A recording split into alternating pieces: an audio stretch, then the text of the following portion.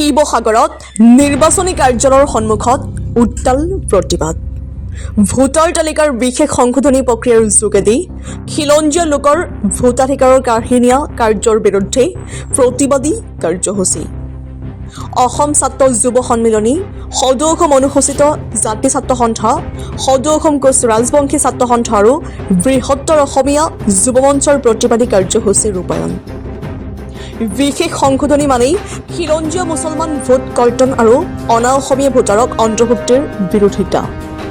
BJP চৰকাৰখনে নিৰ্বাচনী আয়োগক ৰাজনৈতিক অস্ত্ৰ হিচাপে ব্যৱহাৰ কৰা বন্ধ কৰাৰ দাবী তোলে সংগঠনকেইটাই। 7 দিনৰ সময়সীমাৰ বান্ধি দিলে কৰ্তন কৰা লোকক ভোটাৰ তালিকাত সন্নিৱিষ্ট কৰাৰ।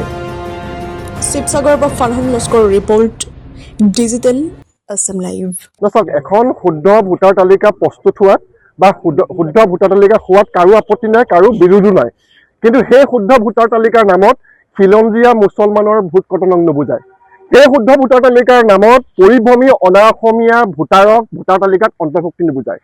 এছআই মানে বিশেষ সংশোধনী বিজেপিৰ বিশেষ ৰাজনৈতিক অস্ত্ৰত পৰিণত হৈছে। এই নিৰ্বাচনী বিষয়া কাৰ্যালয়টো বিজেপিৰ নিৰ্বাচনী কাৰ্যালয়ৰ দ্বাৰা ব্যৱহাৰ কৰি এছআৰক সম্পূৰ্ণ ৰাজনৈতিক অস্ত্ৰ হিচাপে ব্যৱহাৰ কৰি খিলঞ্জীয়া মানুহৰ ভোট কটন কৰা হৈছে, মুছলমান মানুহৰ ভোট কটন কৰা হৈছে আৰু পৰিভ্ৰমী অনা অসমীয়া লোকক ভোটাৰ তালিকাত অন্তৰ্ভুক্ত কৰা হৈছে। এই কথাটো কোনোদিনে গ্ৰহণযোগ্য নহয়।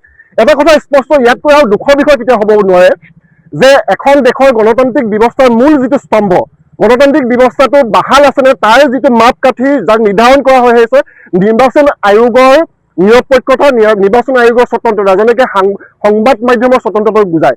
কিন্তু নিৰ্বাচন আয়োগৰ যি চৰিত্ৰ, স্বতন্ত্ৰতা আৰু নিৰপেক্ষতা সম্পূৰ্ণ ভৰিয়ে মোহাৰি বিজেপি RSSৰ ইচ্ছামতে ভোটাৰ তালিকা প্ৰস্তুত কৰা হৈছে।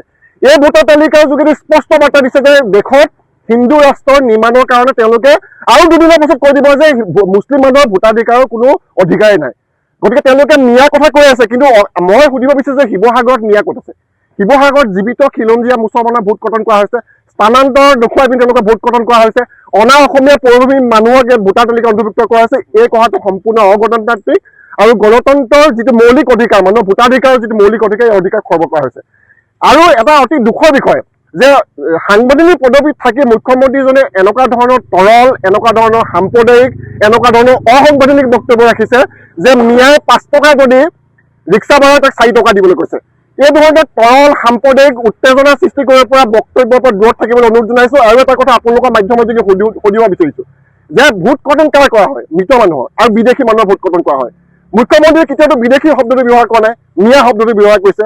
তেওঁ ডাইৰেক্টলি কৈ দিলে হয় যে ভাৰতবৰ্ষত মুছলমান মানুহৰ ভোটাধিকাৰ দিয়া অধিকাৰ নাই, ভোট দিয়া অধিকাৰ নাই। এই কথাটো স্পষ্ট কৰি দিয়ক যে আমি আপোনালোকৰ যোগেদি সুধিব বিচাৰিছোঁ, বিদেশী ভোট কটন কৰা আপোনাৰ সেই সাহসটো আছে নাই? নে বিদেশী ভোট কটন কৰা আপোনালোকৰ সাহস নাই বা আপোনালোকৰ সামৰ্থ্য নাই, সেইকাৰণে মিয়া মানুহক ভোট কাটি পিনি মুছলমানৰ ভোট কটন কৰি আপোনালোকে ৰাজনৈতিক যি সিদ্ধি পূৰণ কৰিব বিচাৰিছে। এই কাৰ্য আমি গৰিহণা দিছোঁ। গণতন্ত্ৰ বচাব লাগিব, দেশৰ সংবিধান বচাব লাগিব। সেইকাৰণে আপোনালোকৰ এই নিৰ্বাচন আয়োগৰ যি স্বৈৰচাৰী, যি উদ্দেশ্য প্ৰণোদিত যি কাৰ্য তাৰ বিৰোধিতা কৰিছোঁ। আৰু আমি শিৱসাগৰ নিৰ্বাচন আয়োগক, নিৰ্বাচন বিষয়াক আমি 7 দিনৰ সময় দিছোঁ যে যিসকল শিৱসাগৰ খিলঞ্জীয়া মুছলমান ভোট কটন কৰা হৈছে জীৱিত লোকৰ, তেওঁলোকক এই তালিকাখনৰ অন্তৰ্ভুক্ত কৰিব বিচাৰিছোঁ। আৰু বাৰে বাৰে কৈছোঁ, শুদ্ধ ভোটাৰ তালিকা মানে মুছলমান মানুহৰ ভোট কটন হ'ব নোৱাৰে, অনা অসমীয়া খিলঞ্জীয়া মানুহৰ ভোটৰ অন্তৰ্ভুক্তি হ'ব নোৱাৰে। এই কাৰ্যৰ বিৰোধিতা কৰিছোঁ, 7 দিনৰ সময় দিছোঁ। অন্যথা আমি তীব্ৰ গণতান্ত্ৰিক আন্দোলন গঢ়ি তুলিবলৈ বাধ্য হ'ম।